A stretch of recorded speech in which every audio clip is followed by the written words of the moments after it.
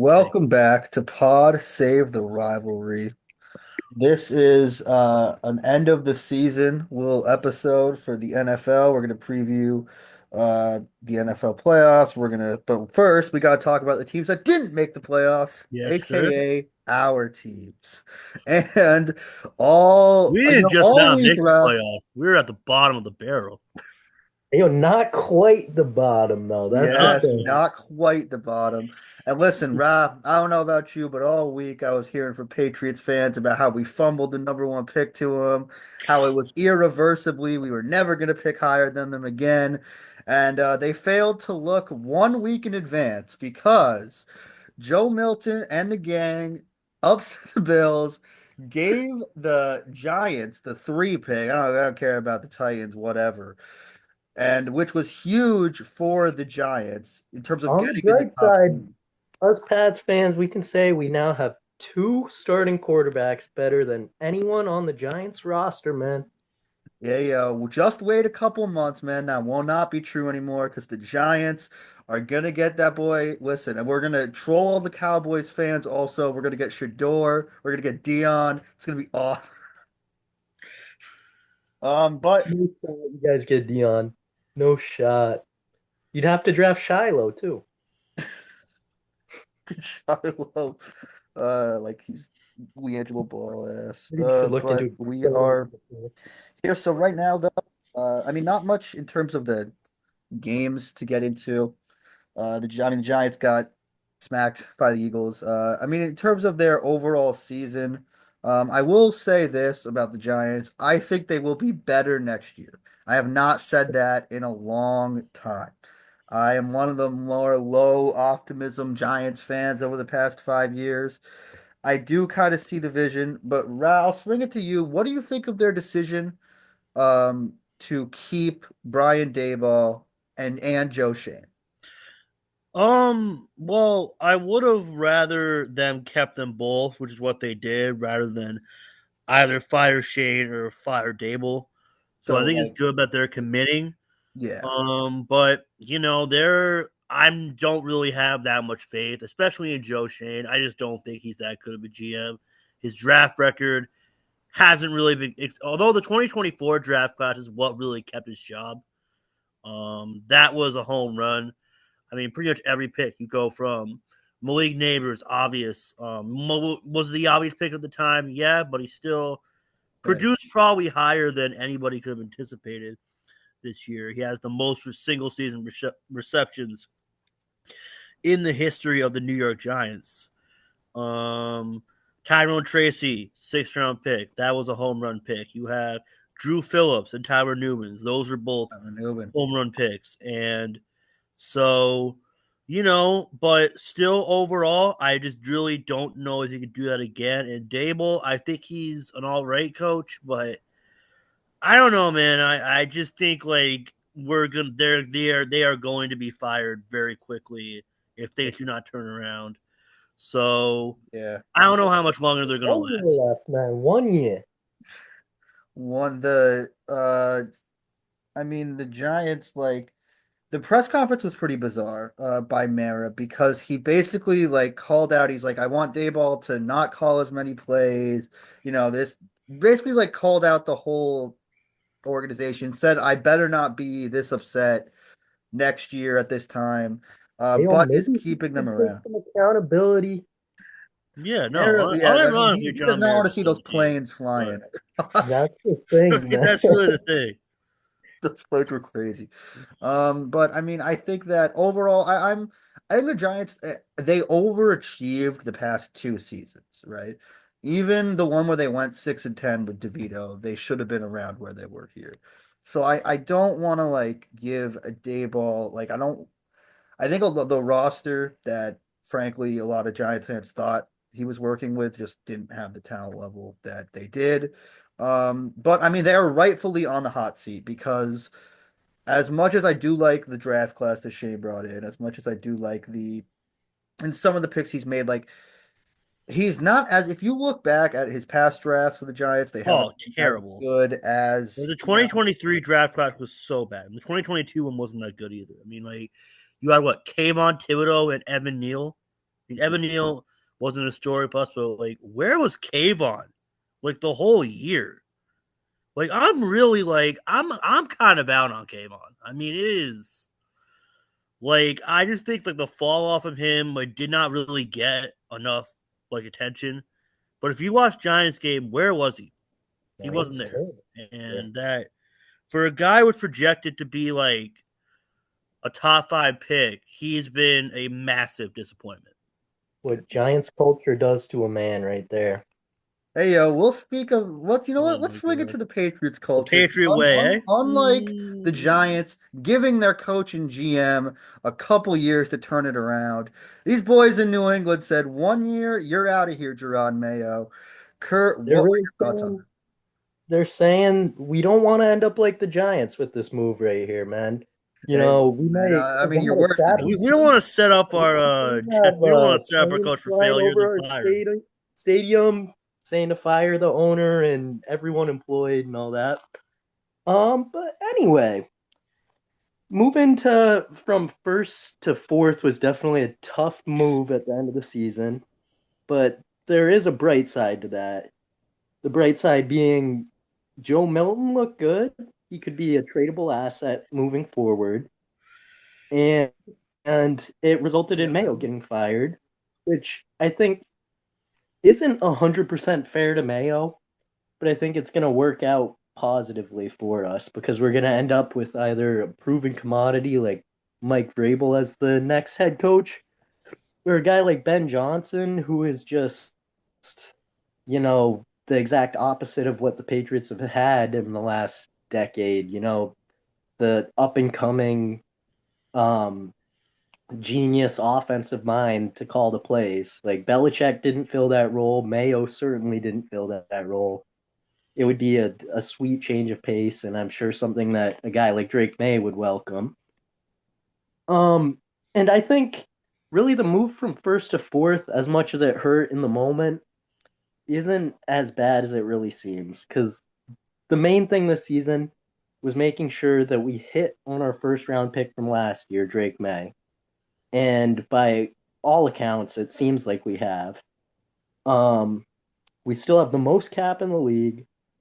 We still have that fourth pick where we can take either wide receiver one or wide receiver two in the draft, or trade down and get a guy like Kelvin Banks or Will Campbell, and more on top of it. Um, so I really don't mind where the Patriots are. The one thing I will bring up when we're talking about front office moves and how the Giants are giving their guys some grace. Patriots showed zero grace to Gerard Mayo, but they've shown a ton of grace to Elliott Wolf, the GM, so far.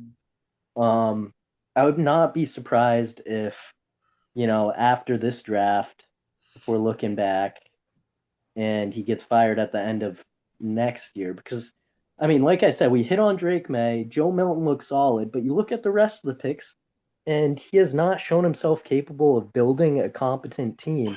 Jalen Polk missed. Javon Baker, yeah, one catch this year. Raheem Bell, the tight end, I think he had two catches this year. Music. Like a whole lot of nobodies outside of Drake May. So Yeah, I mean, I will say I'm old enough to remember when Patriots fans thought they hit on Mac Jones, who also wore the number 10. So listen, that's not now I say May, he had his eye flashes, he was running around doing his thing, whatever. But I mean, a lot of that was probably out of necessity, because your line was so booty. But I mean, yeah, I think overall, like the I Patriots. will not to cut you off, but the big difference between Mac Jones and Drake May, both of them did look good their rookie year, but in very different ways. Mac Jones got some wins and he put up some stats, but he never showed himself capable of extending a play or throwing the ball deep downfield. And Drake May has showed himself capable of doing both of those things while having a worse O line than Mac Jones ever had, a worse defense than Mac Jones ever had. So, I mean, that is my defense of Mr. Jake May. That's fair. we're gonna swing this over now to the consensus mock draft. This is a really good website showing, where the people are mocking up that Deshaun Watson is out for potentially 2025, which is good news for the human race, but might not be great news for the Giants, as the thing with the Browns is they're not going to draft a quarterback because they don't have $1 bajillion. Unfortunately, now that that is just not going to happen in 2025, they don't feel the need to even, just go on without Watson. They may take a quarterback, and that would make falling from 1 to 3 hurt a lot more for my Giants. If they could still get Shador or Cam Ward, I'd be fine, honestly, with either of those. I think like Cam Ward has, the bigger arm, but Shador, he's going to be able to. I think he's a little bit more NFL ready. I mean, Prime and you have time to like, Kiernan. and so I think as long as we end up with either of them, we're chilling. And then right now, 24% of the drafts, so about 1 in 4, have the Patriots. Where you would go? That is exactly where I go. If Travis Hunter is not there, I'm taking Pat McMillan. And I'm not looking back. The Patriots haven't had a playmaker that good since I Gronk? don't know, Randy Moss. Not this there. Probably But Moss. at the wide receiver position, I would say since Randy Moss. Um and I'm not fully convinced that Travis Hunter is a better pick than Ted McMillan at that point. Because is Travis Hunter going to play both ways in the NFL? I lean towards that he's going to doesn't. I see Tet as a better all around wide receiver than Travis Hunter. Um, so Yeah. I would be very glad to snag him here. And if not, I feel like even even though we moved from the first overall pick to fourth in the last week, I wouldn't mind trading down further. We were able to snag one of the top two O line guys in Banks or Will Campbell, as I mentioned Yeah, before. him and Campbell are the two. It was interesting Snag that a the wide receiver end of the second or something. Sorry, what you say, Chris? yeah, I think that's, I mean, they've needed a stud wide receiver for a long time, no doubt. I mean, we could go, one of my favorite topics actually is draft wide receivers that got drafted right after the Patriots picked. It's a long, extensive list. I believe I've read it on this podcast before. Very fun time. But yeah, that's the I state. mean, just look at our highest drafted wide receivers recently. N'Keal Harry, Yeah, Jalen he was Poole. like right at the end of the first round. Yeah. Like those are the two highest drafted in the last 5 years for us. And both Yeah. of them, like we could have had Lad McConkey, we could have had Debo, we could have had AJ Brown, we could have had the list goes on, man. The list goes Yeah. on. I mean, and like to be fair, the Giants have not been. I mean, they'll getting Malik Neighbors definitely like in between Odell and Malik Neighbors, and then before Odell, Yeah, their best receiver, probably homegrown receiver recently was like, Slayton. yeah, Slayton, Slayton's not Wandale. bad. I'm high on Wandale still. I, And I then there was I mean, Sterling Shepard was nice when he was healthy. Just can't stay healthy. Sterling, I was high on, man. yeah. I mean, it's still. I mean, but he was a second round pick, so like they definitely got Yeah. value out of that. But that, I mean, pretty much. Wow. Well, also for the Giants, it really like this whole draft really just depends on what the Vikings do with the quarterback situation in the offseason, whether they let Sam Darnold go or not, because instantly teams are going to try and get him, and I think the Giants should try and get Darnold later, I believe. Dude, you really I feel like I that's a hot take, man. I think Like, that if is he's available, I think you should try. I'm not saying you definitely should, but like, get him back in the and big. even trade for JJ McCarthy. I mean, honestly, I mean, I'd rather if they're gonna trade. keep Darnold, I've been why seeing not a give lot him of a talk chance? about He McCarthy, gets and on a rookie window. Like, McCarthy would be the number one quarterback coming out this draft. Like if he was coming out this year. Yeah, The exactly. Vikings So would be like asking for a I don't ton. I don't know if he would be. I mean I do like him a lot. just because again the narrative on him, like there was a pretty split narrative on McCarthy coming out of college. I don't think it would be like slam dunk. He's definitely the number one pick if he was coming out of this draft. I think like he looked really good in preseason, but this was a guy that still like wasn't able to showcase his full abilities in college. Yeah, which is why I There feel were like he's multiple fun. games I where think if the he Giants should like maybe if you get Jason McCarthy, you might that's your first round draft pick. So it's worth I think trading down for because boom, that's your quarterback, and he's on a rookie deal, and you could go maybe because the Giants have cap space, so maybe they could get I some wanted to touch about upper. that. The Pats do have cap space too. the Yeah, Um, most in the league, baby. yeah, so they can just overpay for mid free agents when the good ones don't sign them. You know what? That's probably where my expectations should be right now. But let a man dream. Let a man dream. You're getting T Higgins. You're getting T Higgins. yeah, Higgins for sure, man. and I see the let's see future. who else. I see the future. T. But Higgins and the entire O line. How's that? Just pay every offensive line free agent on the market. yeah, so we go now from two of the worst teams in the league, to now Boston, New York in the NBA. Two of the best teams in the league. The Knicks take on the Thunder in a rematch of last week's Yeah, in game. about an hour. Thunder, the Thunder are, I mean, they beat both of our teams, so screw them. But I want to swing it. Oh, I want to hear Kurt's response to the soft allegations that Jason Tatum has been receiving by one NBA legend, Brandon Jennings. And just like honestly, even Hey, some Celtics fans 55 haven't points in his rookie fully year. Brandon gotten Jennings. off the JT's Tatum. never done that. That's all I'm saying.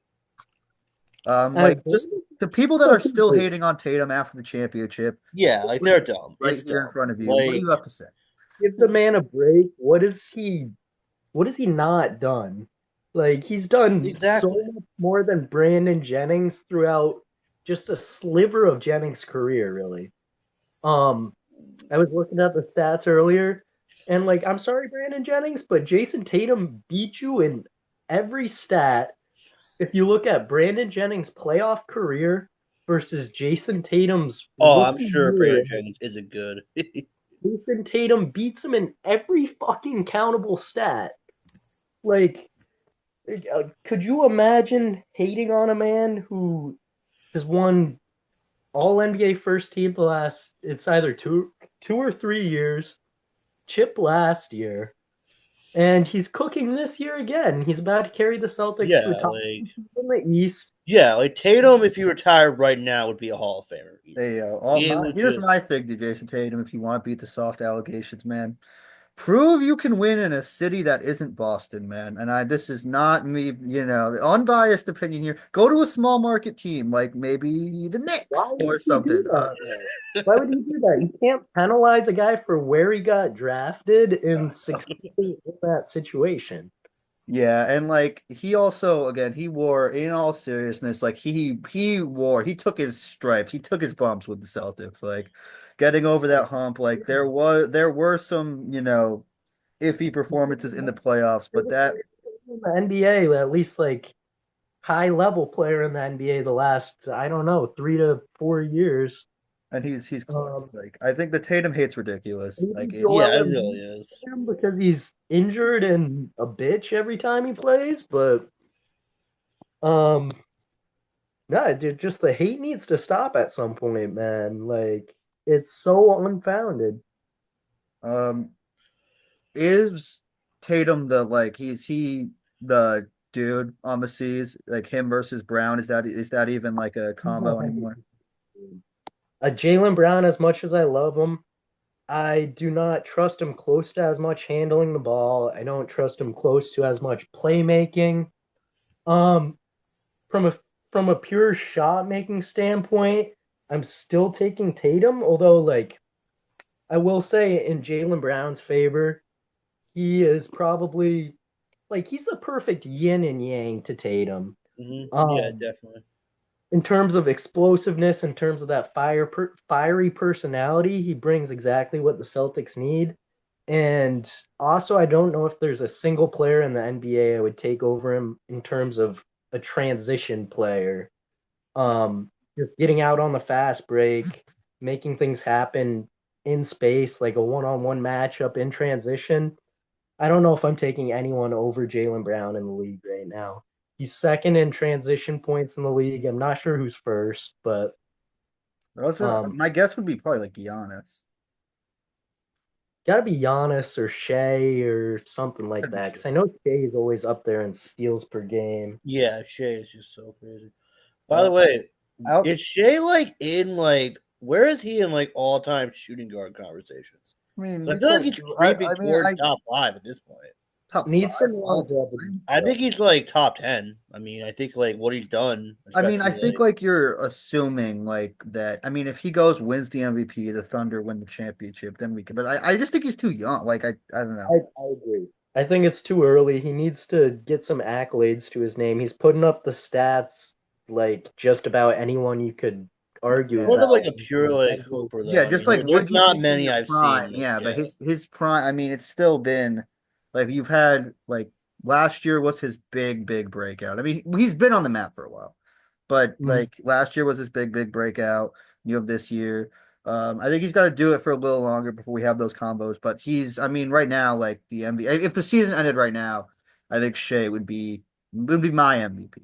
I Yeah, think he would be. it's hard to argue Jokic that. is still my MVP, man. Jokic, yeah. Jokic is still my MVP. I get the voter fatigue. I get the Thunder are the one seed and only have like 5 losses or 6 losses, I think, after the Cavs last night. But no one can do the things Jokic does, and the Nuggets are just such a different team without him there.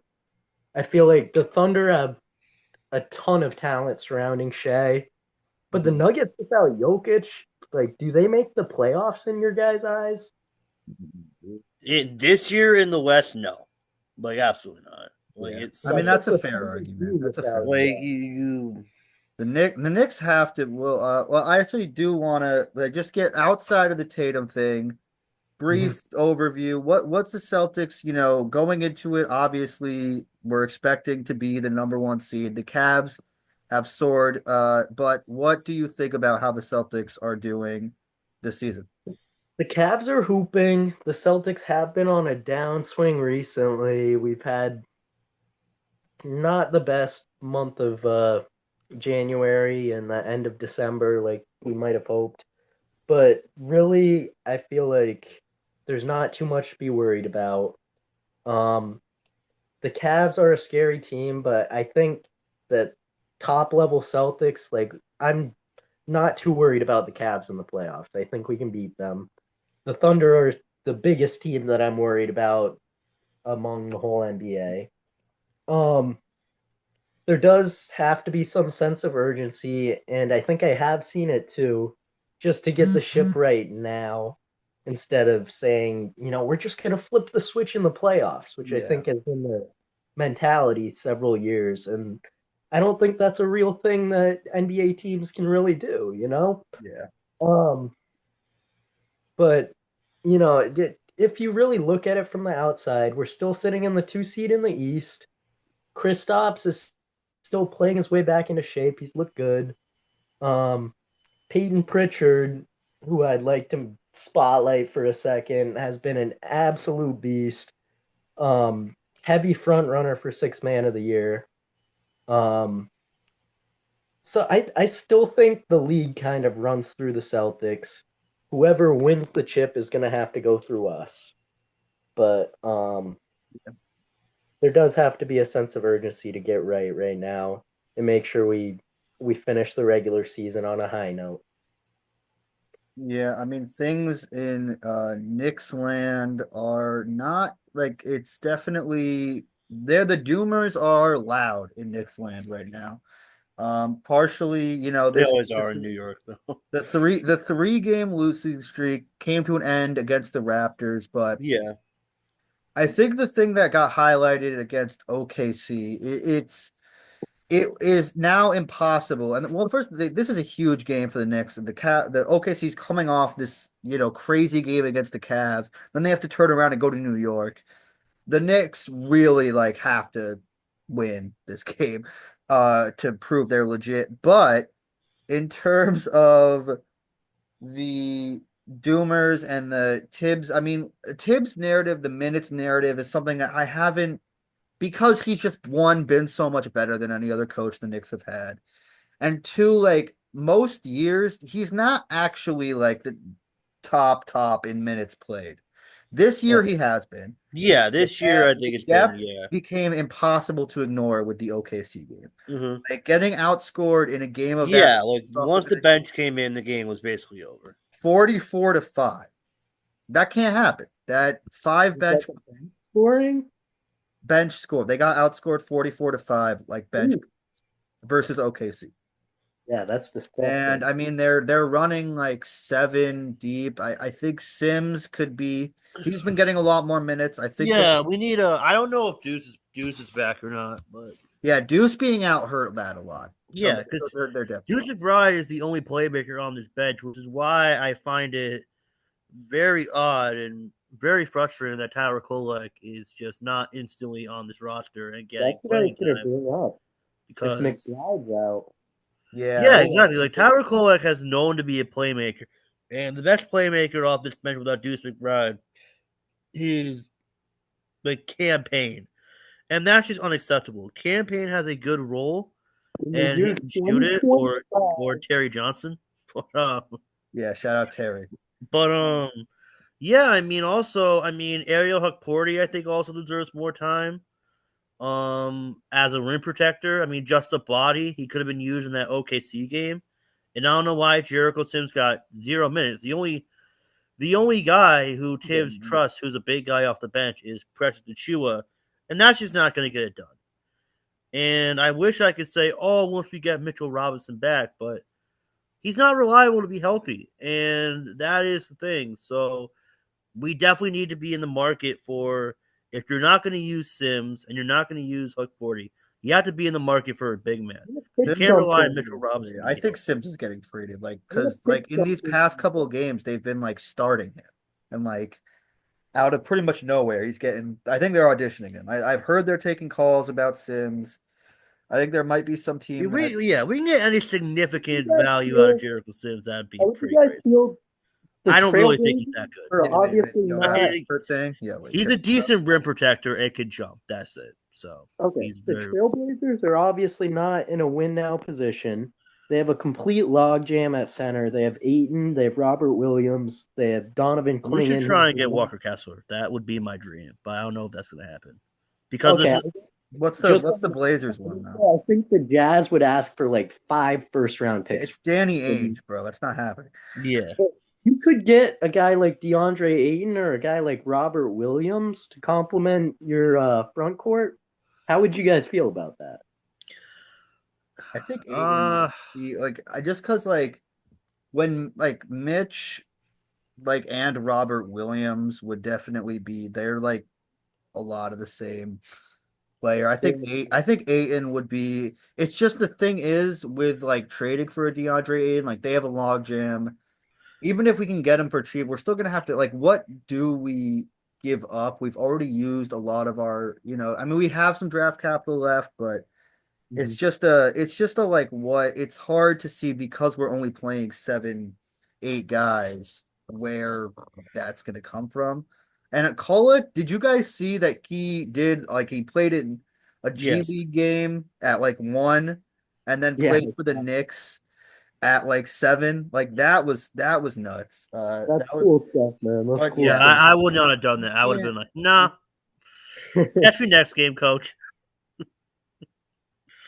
I mean, yeah. So, but and here's the other thing with Tibbs. It's like you hear because he plays his guys like his guys. He's gonna play them 40 minutes, and then but then it's like the team doesn't really practice over the course of the season. So where do these young guys get a chance to prove themselves with Mm-hmm. Tibbs? Yeah, like That's like Patton a Gautier. question for like me, and that's Always been the again I love question Tom about Tibbs. Thibodeau. Like literally, he's I mean like you can't be a Knicks fan and not have some love for Tom Thibodeau the way he instantly came in and turned it around pretty much off rip. But He's no Joe Mazzulla at the end of the day. hey, yo, fuck man. Fuck Joe That Mazzulla, boy bro. Joe Mazzulla took everything he knows from that boy Tibbs, man, and his infinite wisdom. But back to yeah, so that's where I think the Knicks are at. Like it's hard for me to see the young guys playing because of that. I mean, and again, he has been adaptable somewhat. So we'll see what happens. Maybe Rick Brunson will be in his ear a little more. Yeah, definitely. Like, yeah, I don't know. Rick Kill Brunson Mikal and Bridges, man. That's Tibbs. all I'm saying. Mikael's a bucket. So He's a bucket, but Tibbs is gonna okay, kill. we do not have much time left. I want to squeeze in the Yankees and Sox though. A lot of old news, but basically, I mean, the Yankees with Soto losing Soto. I'm just gonna make this rant right here, which is I've heard a lot of people, not a lot, but I've heard some mumblings about how Yankees Mets is this the new big rivalry? No, it's not. Listen, it'll always be Yankees Red Sox. Okay, always, always, always till the day I die. Maybe there's a little bit of like disconnect from people that live in an area where you actually have Yeah, to. if you live in New York City, but I think like right now at this very moment for this season, I think Soto's return is going to be more Yeah, hostile than that's but any. okay, listen. Juan Soto, if you told me straight up, the Mets are going to beat you every single time that they play over Juan Soto's contract, and he's going to hit a home run in every single game. Or you can have that, but guarantee you beat the Red Sox 75% of the time throughout these 15 years. I'm taking the 75% of the time. Like, Yeah, I don't that care. It's happens. always going to be Yankees, Red Sox.